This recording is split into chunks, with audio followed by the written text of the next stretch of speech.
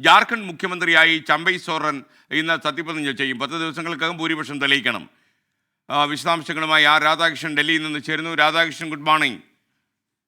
പറയൂ, ചമ്പൈ സോറൻ ആദ്യ ശ്രമത്തിൽ വിജയിച്ചു എന്ന് വേണമെങ്കിൽ പറയാം.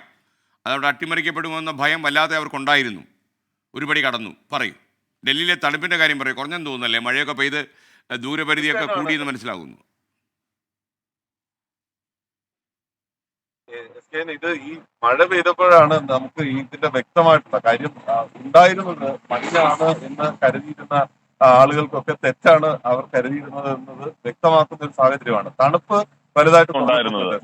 മഴ കഴിഞ്ഞ ഇന്നലെ വളരെ നന്നായിട്ട് മഴ പെയ്തതോടെ അന്തരീക്ഷത്തില് ഈ മലിനീകരണത്തിന്റെ തോതിന് വലിയ കുറവ് വന്നു. അതാണ് ഈ കാണുന്ന ഈ തെളിച്ച മഞ്ഞുണ്ട്. ഇന്നും മഞ്ഞ് നല്ല രീതിയിൽ തന്നെയുണ്ട്. ദേശീയപാതയിലൊക്കെ ഞാൻ ഈ വന്ന വഴിയിലൊക്കെ നന്നായി മഞ്ഞ് നമുക്ക് കാണാനായിട്ട് സാധിക്കും. പക്ഷേ ഈ പുകമഞ്ഞ് ഉണ്ടാക്കുന്ന വിധത്തിലുള്ള വലിയ ബുദ്ധിമുട്ട്, ദൃശ്യപരിധിയുടെ ആ ഒരു ദൂരം, അത് വളരെ അത്ര വലിയ പ്രശ്നമില്ലാത്ത ഒരു അവസ്ഥയിലേക്ക് എത്തിയിട്ടുണ്ട്. ഇനി വാർത്തയിലേക്ക് വന്നാൽ Radhakrishna,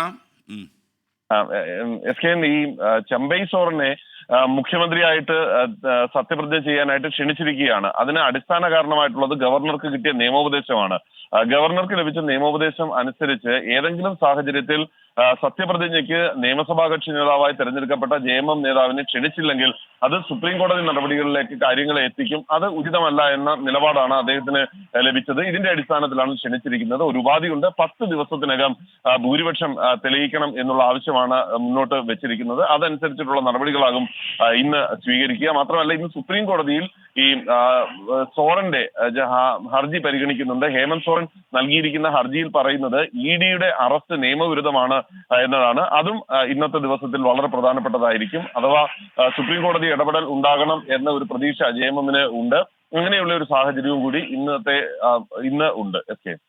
okay, thank you Radhakrishnan.